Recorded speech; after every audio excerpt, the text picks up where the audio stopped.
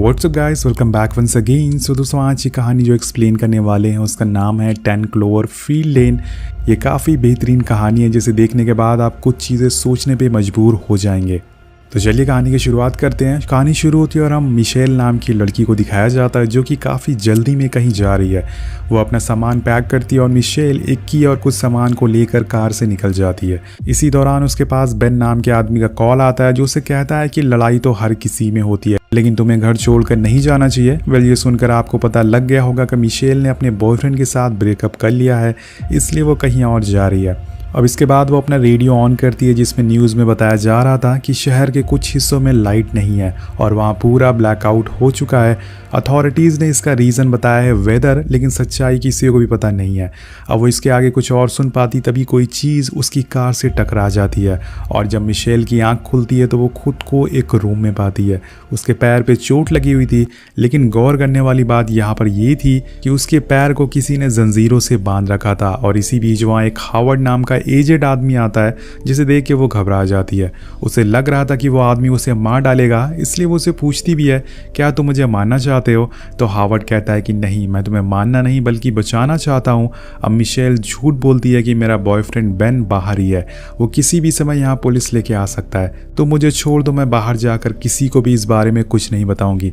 पर हावर्ड उसकी बात का कोई भी जवाब नहीं देता और जाते जाते वो उसे एक बैसाखी देता और कहता है कि इसे अपने साथ रखना क्योंकि तुम्हें शायद इसकी ज़रूरत पड़ेगी। अब साथ में वो उसके पैरों में लगी जंजीरों की चाबी भी उसे दे देता है और वहाँ से चला जाता है। अब मिशेल को कुछ समझ नहीं आ रहा था कि असल में ये सब क्या हो रहा है, इसलिए वो फैसला करती है कि वो उस आदमी को मार कर यहाँ से भाग जाएगी। इसलिए जैसे ही अगली बार वो रूम में आता है, माइकल उस पर हमला कर देती है, पर हावर्ड जैसे तैसे करके खुद को बचा लेता है और उसको एक नींद का इंजेक्शन लगाता है। अब जब मिशेल की आंख खुलती है तो वो हावर्ड को अपने सामने बैठा पाती है। दरअसल वो उसके लिए खाना लेके आया था। अब मिशेल उससे कहती है कि मुझे बाहर जाने दो प्लीज़। तो हावर्ड उसे बताता है कि हमारी दुनिया पे एक हमला हुआ है। अब ये तो मैं नहीं जानता कि ये किस तरह का हमला है, लेकिन हाँ इतना ज़रूर बता सकता हूँ कि पूरे शहर में जहरीली हवा फैल चुकी है, अगर तुम ऊपर गई तो मारी जाओगी। तो मिशेल पूछती है कि हम अभी कहाँ पर हैं? तो हावर्ड बताता है कि हम लोग मेरे फार्म हाउस के नीचे है। मैं ये बंकर काफ़ी सालों पहले से बना रहा हूँ क्योंकि मुझे पता था कि कुछ सालों बाद एक ऐसा समय आएगा जब इसकी ज़रूरत पड़ेगी। अब वो हवा जहरीली होने का कई रीज़न बताता है, उसे भी पता नहीं होता कि एक्चुअल में बाहर क्या हुआ है। वो कहता है कि हो सकता है ये हमला किसी बड़े देश ने किया हो, या ये भी हो सकता है कि ये हमला मार्स से आए एलियंस ने किया हो। अब ये सारी बातें मिशेल को अजीब लग रही थी। वो सोचती है कि हावर्ड पागल हो गया है।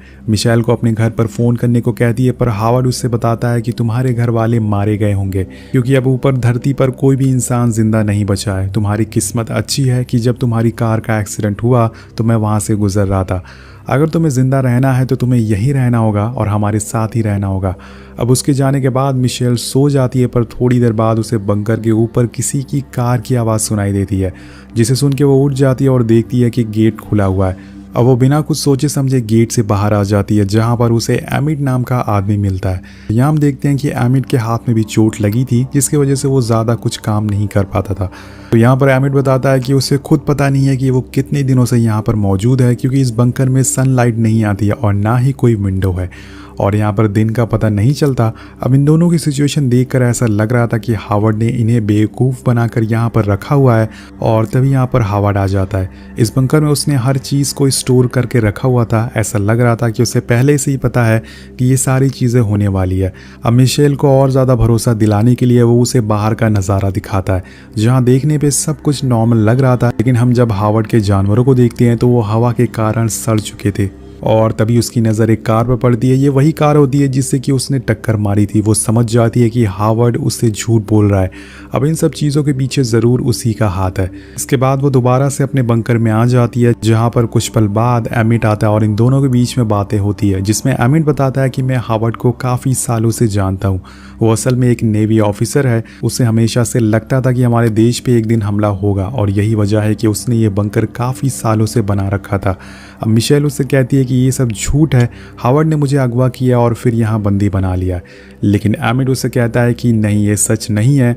वो बताता है कि कुछ दिनों पहले मैं जॉब से घर आ रहा था और तभी मुझे एक तेज़ लाल कलर की रोशनी दिखी और तभी एक धमाका हुआ।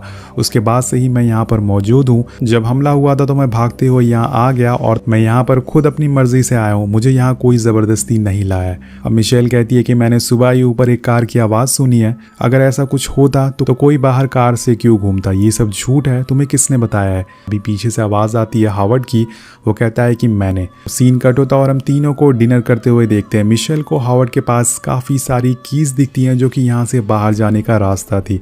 अब वो एमिट को बार बार जानबूझकर टच करती है और ये देखकर हावर्ड उस पर काफ़ी गुस्सा होता है क्योंकि उसे पसंद नहीं है कि यहाँ किसी को कोई भी टच करे। और इसी मौके का फ़ायदा उठाकर वो उसे बाहर की चाबियाँ चुरा लेती है, जिसके बाद वो काफ़ी नॉर्मल बिहेव करने लगती है। लेकिन हावर्ड काफ़ी चालाक होता है, उसे पता चल जाता है कि किसी ने उसकी चाबियाँ चुरा ली है। तभी माइकल उसके सर पे एक बॉटल मारती है और वहाँ से बाहर भागने लगती है। वो गेट तक पहुँच जाती है और उसे एक कार की लाइट दिखती है, लेकिन जैसे ही वो गेट खोलने वाली थी तभी उसे गेट के बाहर एक लेडी दिखती है जिसका फेस बुरी तरह से जला हुआ था। वो मिशेल से भीख मांग रही थी कि प्लीज़ मुझे अंदर आने दो, प्लीज़ मेरी मदद करो। लेकिन वहीं दूसरी तरफ हावर्ड उसे रिक्वेस्ट कर रहा था कि गेट मत खोलना, नहीं तो हम सभी इन्फेक्टेड हो जाएंगे और सभी मारे जाएंगे। अब मिशेल गेट नहीं खोल रही थी तो वो लेडी गेट से अपना सर पीट पीट कर वहीं मर जाती है। और ये सारी चीज़ें देखकर मिशेल को समझ आ जाता है कि जो भी हावर्ड कह रहा था वो सब सच है। बाहर की हवा सच में जीने लायक नहीं है। लेकिन ऐसा हुआ कैसे? क्या सच में एलियंस ने हमारी धरती पर अटैक कर दिया है या फिर किसी दूसरे देश ने हमला किया है? और आगे हम देखते हैं कि मिशेल अपने कमरे में होती है और इसके पास हावर्ड आता है और उससे अपनी बेटी के कपड़े देता है और बोलता है कि इसे पहन लो क्योंकि तुम गेट के उस पार गई थी और ऐसा हो सकता है कि बंकर की हवा तुम्हारे कपड़ों पर लग गई हो। अब थोड़ी देर बाद मिशेल उसे उसकी बेटी के बारे में पूछती है और यहाँ कहानी का पहला प्लॉट खुलता है। हावर्ड उसे अपनी बेटी की फ़ोटो दिखाता और बताता है कि जिस दिन तुम्हारी कार का एक्सीडेंट हुआ था उस दिन मैं अपनी बेटी को बचाने जा रहा था क्योंकि मुझे हमले का पता पहले से चल चुका था। लेकिन इसी बीच रास्ते में मेरी कार तुमसे टकरा गई, जिसके बाद मुझे तुम्हारी जान बचाकर यहाँ लाना पड़ा और इस समय मेरी बेटी शिकागो में है जहाँ पे कुछ लोग हैं जो कि अभी भी जिंदा हैं। उसकी माँ ने उसे मेरे खिलाफ कर दिया क्योंकि मैं उन लोगों के पास नहीं जा पाया। अब ये सुनने के बाद मिशेल को पूरा यकीन हो जाता है कि हावर्ड ने उसे जो भी बताया वो सब सच है और हावर्ड एक अच्छा इंसान है। अब कहानी आगे बढ़ती है और धीरे धीरे मिशेल उन लोगों के साथ उस बंकर में काफ़ी अच्छा समय बिताने लगती है। वो लोग खुशी खुशी रहने लगते हैं क्योंकि अब यही उनकी दुनिया बन चुकी थी। लेकिन एक दिन उनके बंकर के ऊपर से कोई प्लेन गुजरता है जिसे सुन के मिशेल और एमिट घबरा जाते हैं।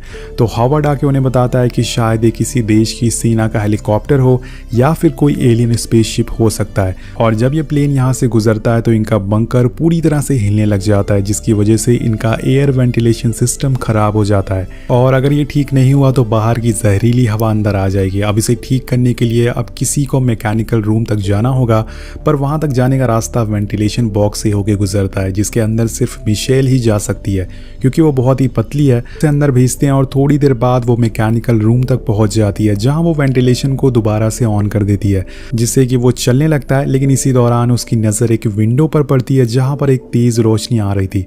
वो सीढ़ी से ऊपर जाती है तो उसे बाहर का खुला आसमान दिखता है। अब वो बाहर जाने की सोचती है लेकिन वो गेट लॉक होता है, पर यहाँ पर उसे कुछ अजीब दिखता है। वो ग्लास में देखती है कि किसी ने हेल्प लिखा हुआ है और साथ साथ में उसमें कुछ खून की बूंदें भी लगी होती है, जिसे देखने के बाद वो नीचे आती है और वहाँ पर उसे एक इयररिंग मिलती है। मिशेल इसे पहचान जाती है कि आखिर ये किसकी है।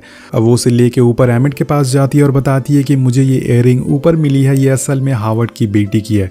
और वो उसे उसकी फोटो भी दिखाती है और कहती है कि देखो इसने वही इयररिंग पहनी है, यानी कि हावर्ड ने अपनी बेटी को ऊपर कैद करके रखा हुआ था और मुझे वहाँ ग्लास पे हेल्प भी लिखा हुआ मिला। ये ज़रूर उसकी बेटी ने लिखा होगा। और इसके बाद एक और सस्पेंस खुलता है दोस्तों। यहाँ पर एमिट कहता है कि इस फोटो में जो लड़की है वो हावर्ड की बेटी नहीं, ये तो मेरी बहन के साथ उसके हाई स्कूल में पढ़ने वाली एक लड़की है। और 2 साल पहले अचानक से हमें एक दिन खबर मिलती है कि ये लड़की कहीं गायब हो गई है और आज तक इसका कोई भी पता नहीं चला है। अब मिशेल समझ जाती है कि हावर्ड ने उसे जो भी कहा है वो सब झूठ है। और इसी बीच मिशेल के हाथ में जो बुक होती है उसमें से एक फ़ोटो नीचे गिरती है जिसमें हावर्ड और उसके साथ एक लड़की थी जिसने वही कपड़े पहने हुए थे जो कि इस समय मिशेल ने पहना है। और ये देखकर ये दोनों समझ जाते हैं कि असल में ये हावर्ड की बेटी है और जिस लड़की की फ़ोटो उसने मिशेल को दिखाई थी वो लड़की जो 2 साल पहले गायब हो गई थी, जिसे हावर्ड ने यहाँ कैद करके रखा हुआ था। अब हावर्ड ने बंकर इसलिए बनाया था ताकि वो लड़कियों को यहाँ ला सके और मार सके। मिशेल और एमिट समझ जाते हैं कि उन्हें यहाँ से निकलना होगा वरना हावर्ड उन्हें भी मार डालेगा। अब उन्हें जल्दी से बाहर निकलना होगा, लेकिन बाहर तो जहरीली हवा है, इसलिए मिशेल उसके पास एक मैगजीन लेके आती है कि इसमें एक मास्क बनाने का तरीका बताया गया है जिसकी मदद से हम बाहर जा सकते हैं और बिना इन्फेक्टेड हुए। लेकिन वो कहती है कि उसके लिए हमें बाथरूम के पर्दे चाहिए होंगे क्योंकि वो वाटर प्रूफ है, जिसके लिए एमिट हावर्ड के पास जाता है और उससे बताता है जब मिशेल ऊपर मैकेनिकल रूम में गई थी तो उसके आने के बाद उसने वॉशरूम यूज़ किया था और मुझे ऐसा लग रहा है कि उसकी वजह से वॉशरूम में वायरस फैल गया होगा। अब ये सुन के हावर्ड फौरन अगले दिन ही वॉशरूम के पर्दे को हटा देता है, वो उन पर्दों को डस्टबिन में डाल देता है और मिशेल उसे वहाँ से निकाल लेती है और उससे मास्क और एक सूट बनाना चालू कर देती है क्योंकि प्रोफेशनली वो एक डिज़ाइनर होती है और इसके लिए ये सब बनाना काफ़ी आसान होता है। अब वो मास्क बना रही होती है कि तभी वहाँ पर हावर्ड आ जाता है, जिसे देख के वो मास्क को छुपा देती है। हावर्ड उसके पास आके कहता है कि मुझे तुम्हारी मदद चाहिए और वो उसे और एमिट को लेके एक स्टोर रूम के पास जाता है और एक कैन बाहर निकालने को कहता है। इस कैन में एक केमिकल होता है जो किसी भी चीज़ को पिघला सकता है, चाहे वो इंसान की बॉडी क्यों ना हो। और एमिट बोलता है कि तुम हमें ये सारी चीज़ें क्यों बता रहे हो, हम ये सब जान के क्या करेंगे। तभी हावर्ड एक कैंची और ब्लेड दिखाता और ये वही कैंची होती है जिससे वो लोग ड्रेस बना रहे थे, वो मास्क बना रहे थे। मिशेल ये देख के घबरा जाती है और हावर्ड पूछता है कि बताओ तुम लोग क्या बना रहे हो। तो एमिट कहता है कि इसमें मिशेल की कोई भी गलती नहीं है, दरअसल मैं तुम्हारी बंदूक लेने की सोच रहा था क्योंकि मैं भी एक हथियार बनाने की सोच रहा हूँ। अब ये सुनकर हावर्ड बंदूक से उसकी खोपड़ी उड़ा देता है और वो उसे भी केमिकल में गला देगा। अब ये देख के मिशेल पूरी तरह से सहम जाती है, उसे इस बात का जरा भी अंदाजा नहीं था कि ऐसा भी कुछ हो सकता है। ये सब देखने के बाद वो अपना सूट बनाने का काम और भी तेज कर देती है, पर एक दिन उसके रूम में हावर्ड आने लगता है और वो फौरन उसे छुपा देती है। अब हावर्ड आता है और उसे खाना खाने के लिए चलने को कहता है, पर जाते उसे वो सूट दिख जाता है और इससे पहले कि वो मिशेल के साथ कुछ करता वो वहां से भाग जाती है और वही केमिकल हावर्ड के ऊपर गिरा देती है और मौके का फायदा उठा के वहां से भागने लगती है। उसके जाने के बाद हम देखते हैं कि वहां एक वायर में आग लग गई है और इधर हम देखते हैं कि हावर्ड अभी भी जिंदा होता है। वो उस वेंटिलेशन पे चाकू से हमला करता है, पर मिशेल जैसे तैसे करके ऊपर मैकेनिकल रूम तक पहुंच जाती है और उस विंडो को ताले को तोड़कर बाहर कूद जाती है। अब कई महीनों बाद उसे आज खुले आसमान के नीचे सांस ली थी, वो बहुत ही अच्छा महसूस कर रही थी। उसने अपना सूट पहना हुआ था इसलिए उसे अभी तक कुछ भी नहीं होता है। इसी दौरान वो आसमान में पंछियों को उड़ते हुए देखती है और तब उसे पता लगता है कि ऐसा कुछ नहीं है, यहाँ की हवा बिल्कुल साफ है। वो अपना मास्क उतार देती है और ताज़ी हवा में सांस लेती है, लेकिन इससे पहले कि वो वहाँ से भाग सके उसे एक स्पेसशिप दिखता है दोस्तों, जो कि एलियन का होता है। मतलब सच में धरती पर एलियन ने हमला कर दिया है। अब मिशेल वहाँ से एक कार की तरफ भागती है और उसका गेट खोलने में ट्राई करती है, पर वो लॉक होता है, जिस वजह से उसका सायरन बज जाता है और वो स्पेसशिप साउंड डिटेक्ट कर लेता है और मिशेल की तरफ आने लगता है। मिशेल एक स्टोर रूम में छुप जाती है और यहाँ उसे एक सड़ी हुई इंसान की लाश मिलती है। ये वही आदमी होता है जिसकी बाहर कार खड़ी हुई थी। शायद ये भी अपनी जान बचाने के लिए यहाँ छुपा होगा, लेकिन इन्फेक्शन से मारा गया। और इसी बीच वो स्टोर रूम में एक एलियन आता है ये देखने के लिए वहाँ पर कोई है या नहीं। मिशेल उसे बच जाती है और उसके जाने के बाद वो देखती है कि सामने एक घर में लाइट जल रही है और वो उसकी तरफ बढ़ने लगती है। लेकिन दोस्तों असल में वो एक एलियन स्पेसशिप की लाइट होती है जो उसके पीछे थी। अब एलियन उसे देख लेता है, जिसके बाद वो अपने स्पेसशिप से एक हरे रंग का इन्फेक्टेड गैस छोड़ता है और यही गैस थी दोस्तों जिसकी वजह से हवा जहरीली बनती जा रही थी। अब मिशेल अपना सूट पहन लेती है, जिस वजह से वो स्पेसशिप उसके ऊपर से गुजर जाता है और उसे कुछ भी नहीं होता। अब जब वो स्पेसशिप बंकर के ऊपर से गुजरता है तो उसमें आग लग जाती है और एक बड़ा सा धमाका होता है जिसमें हावर्ड की मौत हो जाती है और वहीं मिशेल भागते हुए अपनी गाड़ी में जाके बैठ जाती है। पर एक एलियन उसे देख लेता है जो उसकी गाड़ी की तरफ आने लगता है और तभी हम देखते हैं कि स्पेसशिप अपनी मैग्नेटिक पावर को ऑन कर देता है, जिससे गाड़ी उसकी तरफ खींचने लगती है। और इसी बीच मिशेल अपना दिमाग लगाती है और उस गाड़ी में से एक शराब की बोतल देखती है जिसके ऊपर वो एक कपड़ा लगा के उसमें आग लगा देती है और उसे सीधा उस स्पेसशिप के अंदर फेंक देती है। और तभी वहाँ पर एक धमाका होता है, बूम, जिससे कि पूरा स्पेसशिप तबाह हो जाता है। मिशेल की गाड़ी भी नीचे गिर जाती है, जिसके फौरन बाद वो कार को स्टार्ट करती है और दूसरे शहर की ओर बढ़ना चालू कर देती है। थोड़ी दूर जाने पर उसका रेडियो कनेक्शन वापस आ जाता है, जिसमें बताया जा रहा था कि हमने सदर्न एरिया को एलियन से जीत लिया। अगर आप में किसी भी तरह की खूबी है, अगर आप लड़ सकते हैं एलियन से या आपको मेडिकल चीज़ें आती हैं तो आप हस्टन आ जाएं। आप जैसे लोगों की यहाँ पर ज़रूरत है। और ये सुनते ही वो अपनी गाड़ी घुमाती है और हस्टन की तरफ चल पड़ती है। इसका मतलब कई एरियाज़ में इंसान ने एलियन को हरा दिया है और वो उनसे लगातार लड़ रहे हैं। इसके साथ ये कहानी यहीं पे ख़त्म हो जाती है। तो दोस्तों इसका सेकंड पार्ट भी है जो कि काफ़ी अमेजिंग है। तो अगर आप उससे भी सुनना चाहते हैं तो नीचे कमेंट करके ज़रूर बताइएगा।